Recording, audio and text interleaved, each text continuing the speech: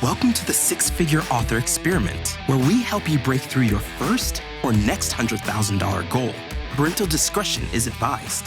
Now, let's get on with the show. Okay, so I want to talk about I've been saying all year that I will not know how this year is going until the end of June, when all of this stuff. So to give you a kind of overview, overall for all of my companies last year, I made 400 grand, just easily the biggest that I've made of any time. It was great. And then in January, my biggest client, who usually was somewhere between 40 and 50 grand a year, decided not to renew their contract this year. And then half of my money came from Writer MBA. And so in that time, I've lost, and then a significant portion, how Wannabe Press income is calculated is if I pay out a debit for the conference or something, and then I get repaid, then I count it as revenue and then expenses. And so I'm talking about revenue. And so I would also get money as repayment from Writer MBA, which was about another 50 grand or so, which means in the past 6 months, I have gone from a $400,000 company to a $100,000 company, which is roughly where I was before. Before Writer MBA, I'd never made more than $135,000 in a year. And so those two events drop me back down to 25% of my revenue. And I know that's if you were making 50 grand back from Writer, but that's just how my accounting is weird. That's how it works. That's why I say revenue and not income. My income has always been about 22% of my revenue. My profit has been roughly 22% of my overall revenue for years. But the most significant thing you can learn from this first part is I didn't make more when I had 4 times more revenue than I did. I didn't take away. It just became 6% instead of 22%. So that was my first learning. I was oh, I made a little bit more, but not 4 times. I wasn't making 80 grand now instead of 20 grand. I was just making moderately or a little bit more. And most of that more was coming from our investments accruing. Does that make sense? Yeah. So I fell into a trap that a lot of writers fall into, which is I made 150 grand last year, but I spent 120 grand to make it. Yeah. Yeah. And so the 150 grand doesn't pay your mortgage unless you're making 150 grand. You really made 30 grand last year. And we often find writers talking about, oh my God, I made 200 grand last year. But then when you really say, but how much did you really make? And they were 20 or 30 grand. And making 200 grand means 200 grand of people want to give you money. And that is amazing. It's amazing. And I'm a fan of money goals. And I was just watching Becca Syme talk about the stages of business. And there are stages where there's just significant reinvestment and you try things. And a lot of businesses operate in the red, a lot of them. Yeah. I mean, for years, Amazon was we don't pay taxes because everything is being poured back in the business. Right. And so growth periods, I'm in a period where we have been investing so much in growth and I'm okay, but all of this has been failures. I'm ready for the money to come back because when we invested a lot in translations, the money did come from that. And we still benefit from the money today. But obviously we had some $200,000 bills going to translator. Right. And but it paid off. So that's good. Recently, a lot of my bets have not paid off. So I felt this. Same. Money. Give me the money. No. The point of this is the money for me. Right. Same. And so I think one of the hardest things to understand is usually people that are in a high growth moment aren't making very much money. because they're probably dropping the price of their books to Yeah. like get the most amount of readers in, Yeah. or then they're investing a lot in ads. So now they're going from a $4.99 book to like a 99-cent book, and they're spending probably more on ads to make not even as much as they had, or like a little, or like maybe a little bit more. So the number one thing you can do to grow is reduce friction. And the reduction of friction is most easily felt by reducing the money that something costs to negligible or free. And so, like most people that are in high growth are like giving away a lot of free stuff. They're giving away way more than they would normally because they like want the most amount of people to come into their business. And so we always look at people who are like, wow, you hit #1 on Amazon, or like you, and it's like the book I made the least on was the one that hit the USA Today bestseller list still to this day. And Yeah, like, I get that. yeah, it's that's not uncommon for the first list run. By like the fifth list run, usually that's not the case. But like most people that are in high growth, at least their first high growth moment, are experiencing a painful amount of money that is leaving their account. And this goes all the way to startups. The reason why startups were able to like grow so fast from 2012 to 2023 was because of something called ZIRP, which is zero interest rate percent financing. So like basically they could take money out at 0%. So they just did it, and they were like, well, that's 0%. If my company grows, then it'll be worth more. Like investors or like business people, they don't actually get a salary. They take loans out against the amount of money that their stock is worth, which is why they don't pay any money. So like they don't get taxed. Yeah, because of the right. way. I just want to point out how the emperor has no clothes, and you never know like how the duck looks calm on the water, but the feet are paddling. Like billion-dollar valuated companies, it's like that's a made-up number, guys. Right. And like you said, I think it's okay if you're in a launch and it's really important to you and you're underwater, you're in the red. We're not judging that. It's just if you're on the outside looking in and you're like, well, she's hitting #1, and that might be the launch that she makes no money on, whereas her quieter launches are pure profit because she doesn't run ads and just uses her list. And you're hoping that those big moments of really trying to get massive more people in the top of funnel with a really big launch, they can lead to more audience, but the profit comes from them buying your other books that no one sees in the top 100, but those are the most profitable books, and that's okay. That's okay. Right. But we're judging ourselves, and I don't think we need to be judging ourselves. Anyway, go on. Yeah, and I think that like most of the most successful authors and just business owners that I know are like running businesses that you have never hear about. Like I have clients all the time when I look up their books, I'm like, oh, wow, this has 10,000 reviews. Like I've never heard of this book or this series or like whatever. And they're just like quietly doing this thing. And like they already, maybe they had their growth moment 10 years ago and they're at the place that they are. And like, that's amazing. But like, yeah, we tend to look at these moments of like, oh, I want to be that person. Yeah. And by the time you get to your fifth like USA Today run or something like that, maybe even your third, and you can like do a USA Today run on a full priced book, like we no longer like those people are actually like making money on those launches because they've already invested so much into the series or into the revenue that like they don't need to drop their price to 99 cents or like whatever other stuff they have to do. Yeah. And it's a groundswell of 10 years work to build the audience that will all go out and buy it in that week where you hit the list or whatever, the first couple of weeks.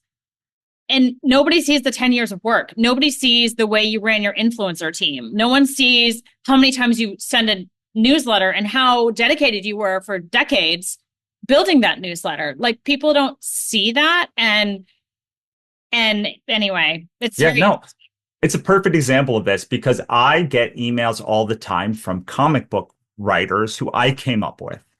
And they're like, we're barely at our goal. We haven't reached our Kickstarter goal. Kickstarter is a big thing in comics. If you don't know, like it's like the revenue generating thing in comics is Kickstarter, as Yeah. opposed to it being like an add-on or like a accelerator for books. It like really is like the core business is in Kickstarter. And so they're emailing me saying my book's not going to fund.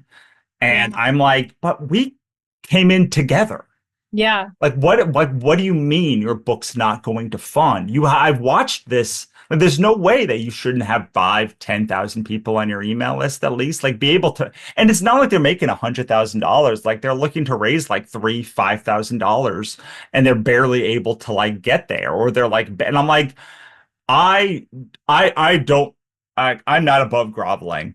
I've done it before, but I do very, very little. Like I think it's like the absolute last resort. And I get emails from people every 3 to 6 months with the same message. And I'm like, what is the difference? And the difference that I see from talking to them is like my day one, I started building an email list. I Yeah. start like building like connections. I started doing collaborations, started looking for ways to grow, and they always put it off.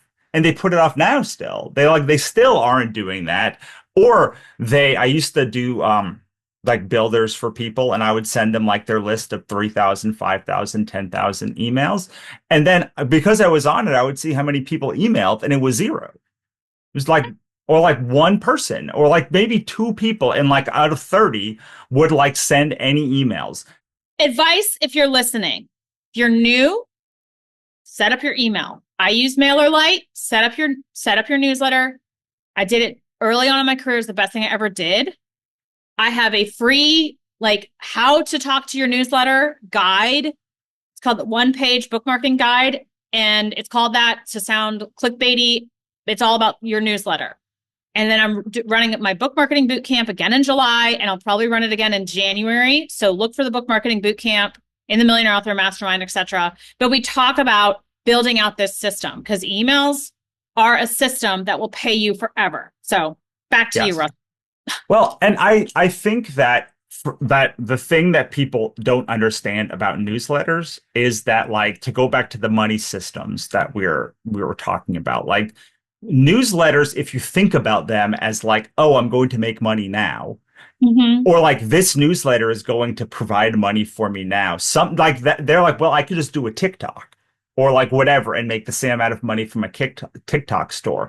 The difference is every email you send then can be added to automation sequences, or like you can use them continuously. Whereas like a TikTok is only as good as the next 6 hours or 2 weeks or like whatever that amount of time is depending on what it is. Whereas like, yes, if you're sending an email and like, well, I'm judging this like a TikTok, then you're not building leverage. But like, if you are thinking, oh, well, every email I send during a Kickstarter campaign can then be put into an automation sequence that can be, I haven't touched for like years now since I ended that series. All of this stuff becomes easier. And I don't think necessarily it's the newsletter thing that is essential. I think it is essential to have a discovery engine, monetization engine, and then a product and an audience. And like you have those four things and like you have a business. But like people are like, I'm going to focus on the product and the audience that comes. I talked to somebody in multiple last couple of weeks that were like, oh, I use social media to talk to my existing audience. And I was like, but why? Like, why are you like social media is for discovery mostly. Yeah. Like you should not be on TikTok talking to people that subscribe to you on TikTok because that's not how TikTok works. Yeah. Yeah. I love this.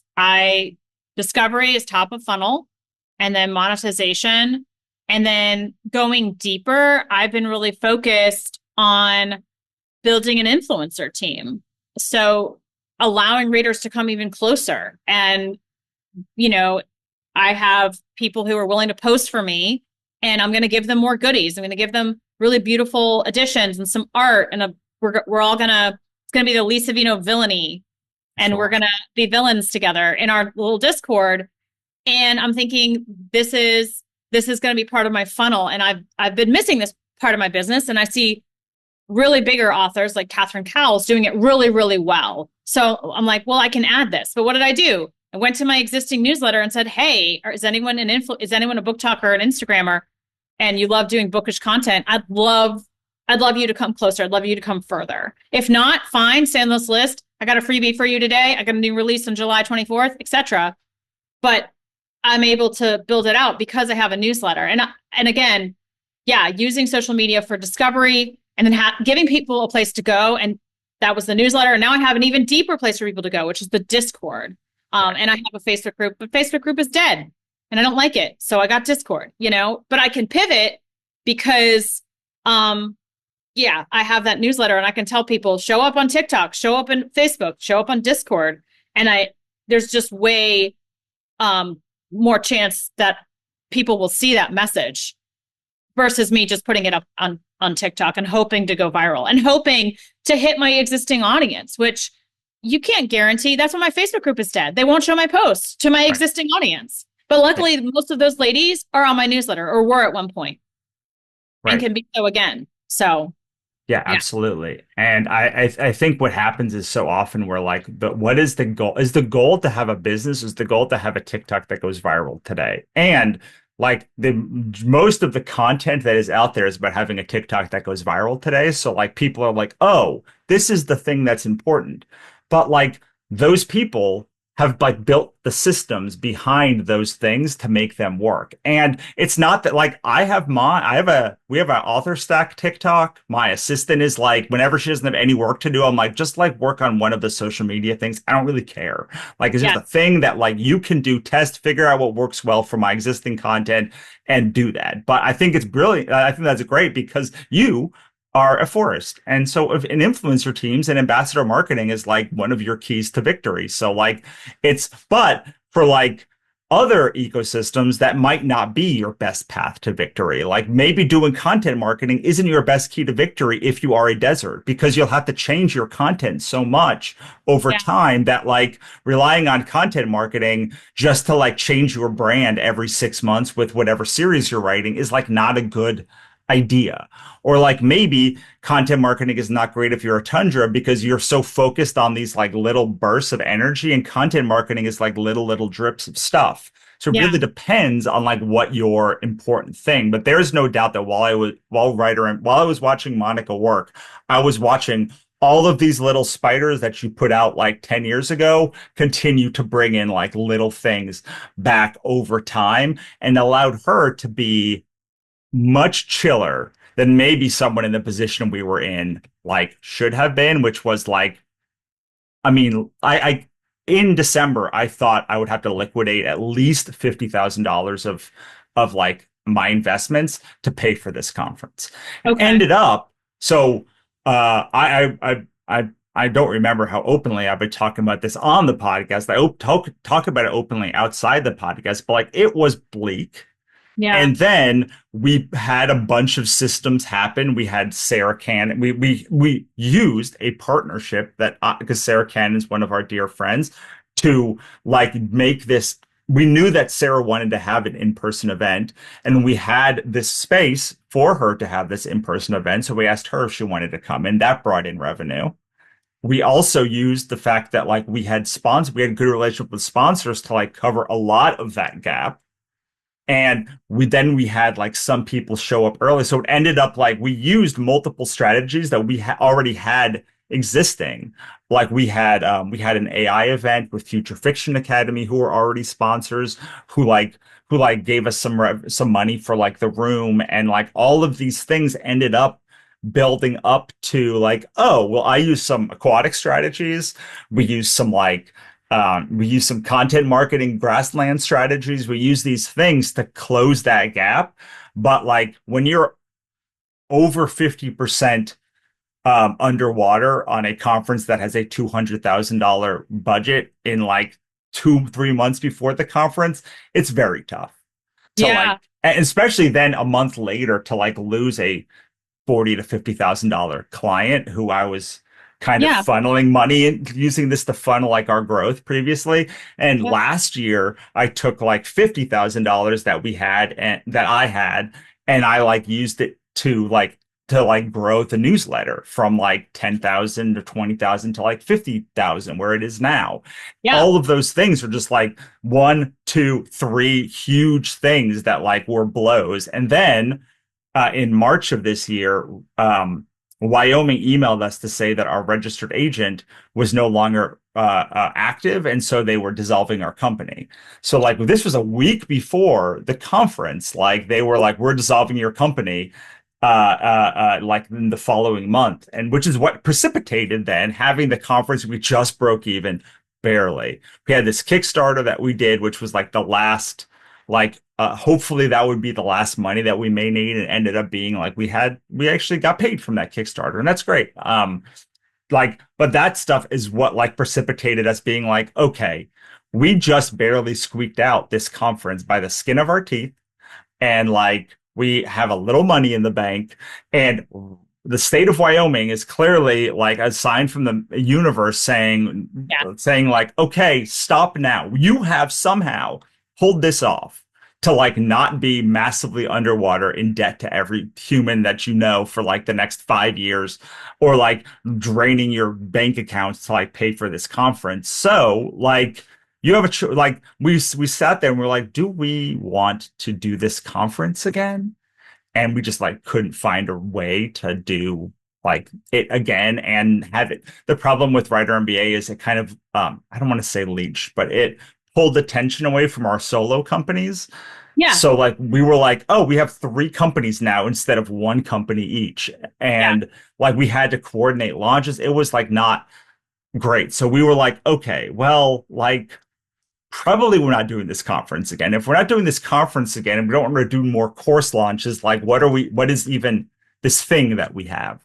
Yeah. So we then closed that account. We closed all of that stuff. And then I spent the following month like resetting up everyone. And this is like, I believe very highly in customer experience. And so like I wanted to make sure everybody felt cared for. So we like took our Teachable account and we brought some courses to Substack on different accounts, and we started doing these things. I got a new account on Thrivecart Learn, and we moved people there. We did all of these things so that people felt supported, so that even though it was the end of the company, we didn't think of it as the end of our customer base. Like, so we wanted to make sure that if people felt supported, even in the worst times, like we ended the company and we still thought of them, that like when we were launching a new thing, that like they would come back for that like new thing. And I've burned down so many things now that I can say pretty definitively that if you show care in how you end something, very few people will care the next time you launch it. It's when you move on to the next thing without showing care to the previous thing that like you start losing audiences in droves. So this is just like a backstory to the fact that like my money situation has been pretty much in flux all year. And then at the end of this whole thing, I went to Prague and Vienna for 2 weeks, which is not a cheap thing to do. And so I was like, come July, I will know how bad this whole first half of the year was. And I know I said in my email, but do you remember what I told you in the email? What the plus minus is? I remember you're okay financially and you're up. Okay, so I am up. Do you want to guess how much up we are, or we were on 2 days ago? You said 75,000. Correct. $75,000 personally in our accounts that I thought we would start this account down $50,000. And we ended up, and at one point we were neutral with our investments this year, like in March. So it looked really bleak there. But like in the ensuing few months, like we are currently at this moment, assuming we don't like do something to destroy the stock market again, like up a last year, to give you some context, we were up like $128,000 at the end of last year. So like this is on pace to do better than previous year, even though it's been chaos. First of all, I'm so relieved. I really want everyone to be chill and fine. And it sounds like you guys can buy dog food, and I'm so happy. And it sounds like you even are building wealth for the future. And that makes me so happy. So I think that we've talked about making moves in your business and being able to survive them. And you've survived and now even thrived. And that's great. I think that's something to celebrate. And I hope you had a great time in Prague and Vienna because, yeah. Yes, looking at my investment accounts while I was there, being like, I can actually I bought this like little, I went so crazy. I bought this little like puppet. I have so many things. Oh, this is one for you, Lee. You'll love this one. So this is a draft I got at an apothecary. It is Liquid Health. It's from it's a recipe from like the 1300s. It's still the same as it was today, and you don't have to drink it. You just have to have it around you, and it will provide like liquid happiness. Happiness, not health. Oh, I love that. That is so fun. I love these Gothic touches. Prague is one of my favorite cities. I've only been once. I'd love to go back with my husband and my kids. Yes. And check it out. Yeah, my favorite European city was Rome, Edinburgh, and Prague. And brought my husband to Edinburgh. So it's time to go to the other two places. Amazing. But I'm so glad you are solvent because you live to fight another day. Yes. And that's publishing. Yeah. And Becca Syme was like, only you can take yourself off the board. If you say, oh, my launch failed, therefore I will quit writing forever, that's a you decision. That isn't, right. I mean, because so many of us have published something and it objectively is a failure. And we're like, this was great. You know, I had 3 readers and I got 2 more on my ARC team. And I'm going to move forward because I'm so happy. So it is about happiness and it is about mental health and deciding to continue. So it sounds like you're deciding to continue. Is there anything you're excited about in the future? Oh, I mean, for sure. Before I talk about that, like I do want to just say like this was not always the case. But I have no idea how we were okay. Like, if I did the math, we should be like down a huge number, and we are not down that huge number. So like, what I know is like there was like some consulting stuff that came in, and then like there was some some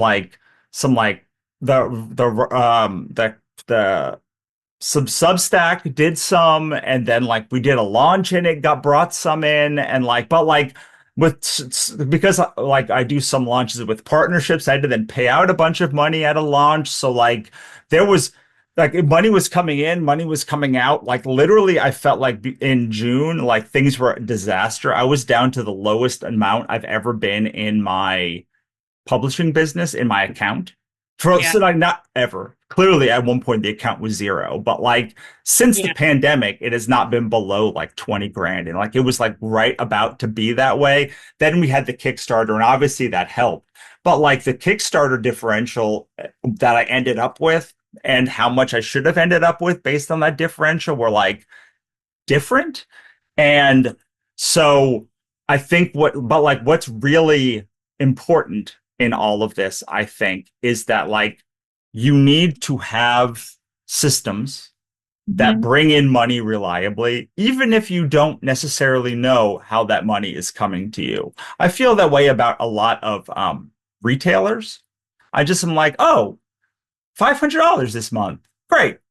$200 the next month. I don't. Okay, amazing. Yeah, it all counts. It all counts. I never forget talking to Ennis Johnson. She's like, I want to make 6 figures or 10,000 a month or something. I was like, okay. And she said, yeah, I'm right here on Amazon. And I was like, oh, but what about all your other accounts on Drafted Digital? She used Drafted Digital to go wide. She's like, oh, I don't count those. I was like, it all counts, baby. She went Yeah. and calculated and she's like, oh, I'm over six figures, or I Yeah. will be six figures in December for the year. And I do think that that isn't as fun and as sexy as getting like a $30,000 payout from Amazon or Right. whatever, but it all counts. And what you have done successfully is you created assets over the past couple decades or whatever. When you started writing, you created these assets, and they're all going to bring in a little bit. And you also created systems that would continue to pay you with your newsletter, your email list, and you can always use your newsletter to talk about those assets. And you've been in a growth phase to build the newsletter and to bring in more top of funnel. But in the meantime, those systems are working. And because it isn't like you got paid an hourly wage to sell a widget in 2015. It's like you created something that maybe didn't pay you a ton, but it will pay you a little bit every year. And so just by writing books, we're already moving into a system that allows for passive income. And then you have investments. And the other thing that I do want to mention is when you're able to save and budget and live lean and mean, that is a superpower. My sister has this because she never expected to make a lot of money. And she was able to save so much money that now that she's bringing in more money and she's in a more comfortable place in life, she's maxing out her retirement accounts. And I was like, you're going to be fine. You're going to build wealth. And right. It's because you have this habit. And not only that, but you're going to build wealth so much faster because she needs a lot less to live on. Now, I don't want her to live on a bare bones budget. I don't want her to be put in that position, but she could do it. And knowing she can do it actually reduces her stress. And my husband and I, we do spend quite a bit, but we know we can eat beans and rice. We know we can figure out ways, shop at Goodwill. Like there are thrifty habits that we have that we can cut our expenses down. And we talk about this a lot because there's a lot of uncertainty in the world right now. So we're literally like, okay, if there's an apocalypse, what do we do? If there's, a hurricane, okay, we have water saved. That will also be good for the apocalypse. And we've built some of this in and just knowing that we can pivot and very quickly spend nothing is another part of this. So I have systems that pay me. I am making products that will pay me for the rest of my life and pay my children. And I can save the money and I'm comfortable having the money and I'm comfortable not spending money. Right. And find is what. And you also, to talk about the thing that you asked about, like the thing that I'm excited about, like I have spent the last 5 years working with Monica and other authors at some point. And like the thing that I feel is missing is the ability, like people seem to either think that they can invest in their happiness or invest in their business. And like these are two separate things. So I have a program coming out in a couple of weeks called Hapitalist, which is a membership. It's a revolving year-long membership. I specifically wanted to keep it at a price that you could continue with it every year in perpetuity, like without it eating away at your thought process to do so. So it's a $300 a year. And the idea is we are going to do a thing called the Happy Compass, where we plot every quarter the 4 things that we are moving towards. H is for a heart, which is like the projects. A is for audience. P is your priority, and then I is your income. We set those in combination with workbooks that are going to help you prioritize, and then the community all together that is all going to be focused on. Do you know what a public benefit corporation is? Okay, so a public benefit corporation is one that is still, it's like a regular corporation, but they can have values that are not just make the most money. Right. So the idea is we invest in our business, we make sure that we have enough. We also invest in our happiness and the joy and having time. So we are building leveraged assets that can allow us to do more doing less so that we can have more to do the things that we actually care about. But that both of these things are important simultaneously. And we don't spend 5 years burning out and then 5 years recovering. We like make these little, I call them, if you've ever heard of profit first, so that it's built around this thing that I talk about as energy first, which is like we take we reserve 10% of our energy in the bank at any time that we can draw on if we need to, but we always keep that account positive. In the same way, we always keep our bank account positive. And these two things work at the same time together. That's awesome. I'm really excited about Capitalist, and also that you closed the door on a bunch of things, a bunch of projects, and now new opportunities you have space for them.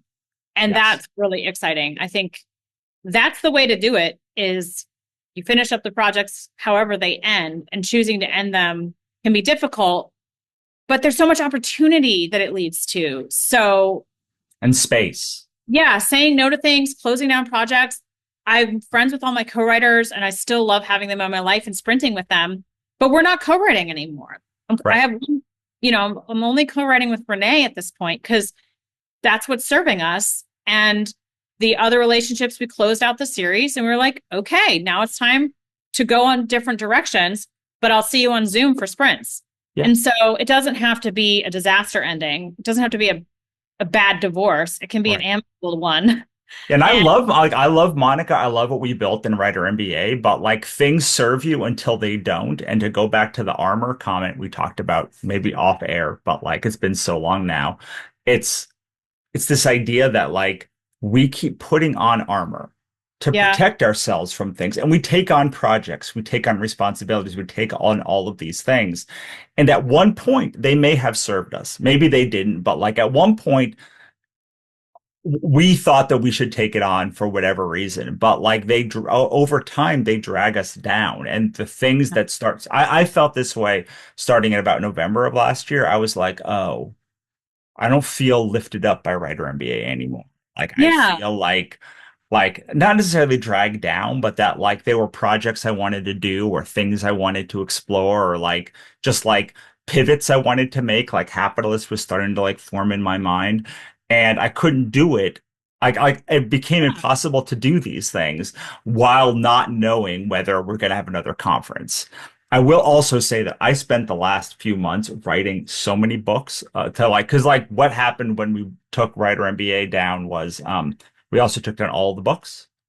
Yeah. So I was like, oh, I have all this content. So I rewrote the author ecosystems book. I wrote a Kickstarter book that my editor is editing. I wrote a direct sales book. So it's called Direct Sales Strategy for Authors. So I thought I was going to go from like 3 books to 6 books this year in the Author Stack series, but it's going to be 10 books. And I'm going to do a Kickstarter later this year, but I'm most excited in the future to not have so many Kickstarters and not have so many launches and be able to do what people have been telling me to do all of this time, which is reinvest in launching the same program again and again and again for at least a year and a half. They say until you launch something 7 times, you shouldn't launch a second program.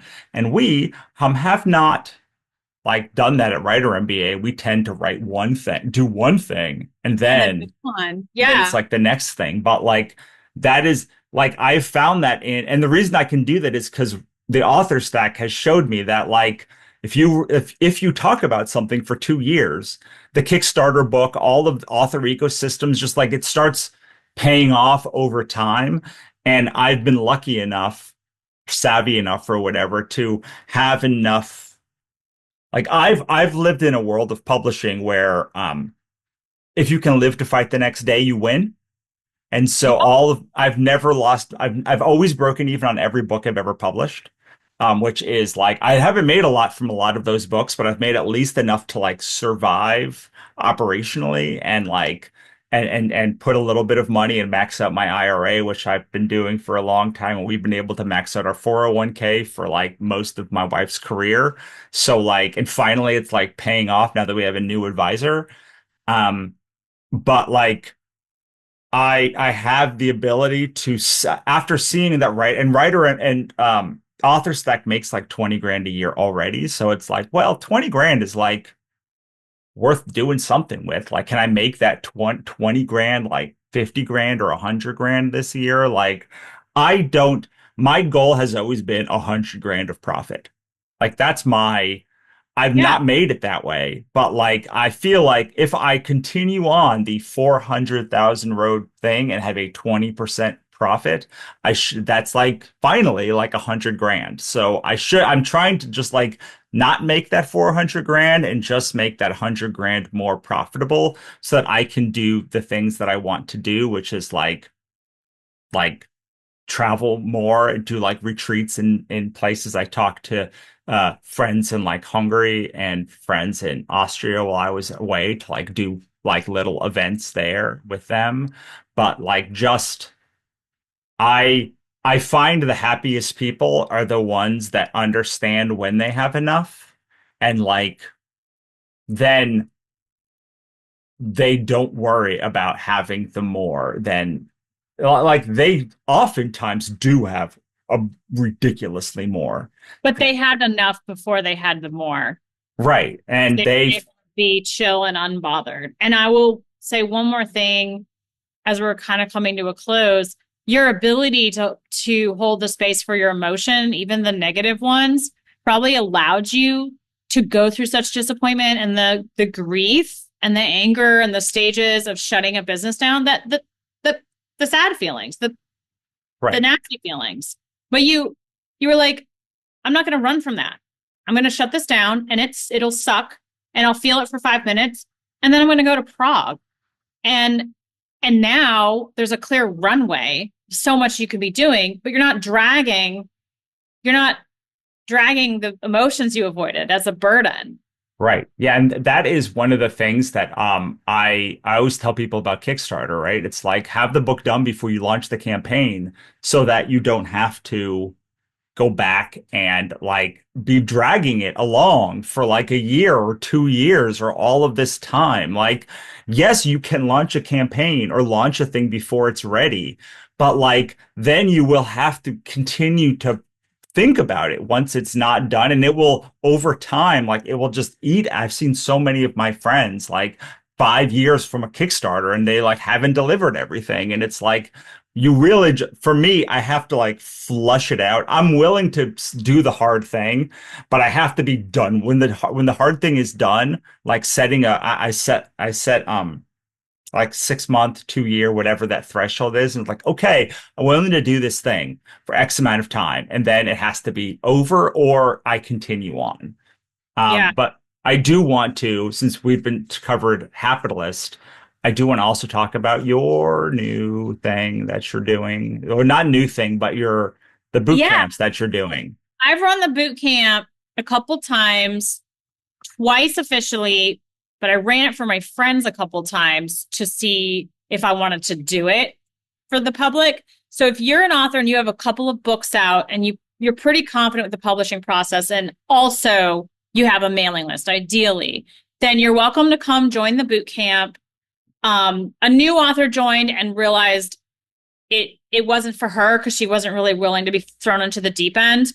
And for me, I'm like, oh, people are already familiar with these concepts, right? But no. So if you're a new author, I might have an offering for you later. But if you are established and you just want to be marketing your books more and you want to talk about what's working in the market today, but also create those systems that will pay you over time, you're welcome to join the Book Marketing Bootcamp. I'm running it July 21st to July 25th to 2025. And I'm going to run it again in January. And every time I run it, if you joined, you're in. You get access to all future boot camps. So you're welcome to join in July. You're welcome to join in the future, but then you're able to come to every single boot camp. You don't have to re-sign up every time. So we have some cool speakers coming. We have Theodore Taylor going to talk to us about crafting seven-figure fiction. We have Kit Strange going to talk about the emotional journey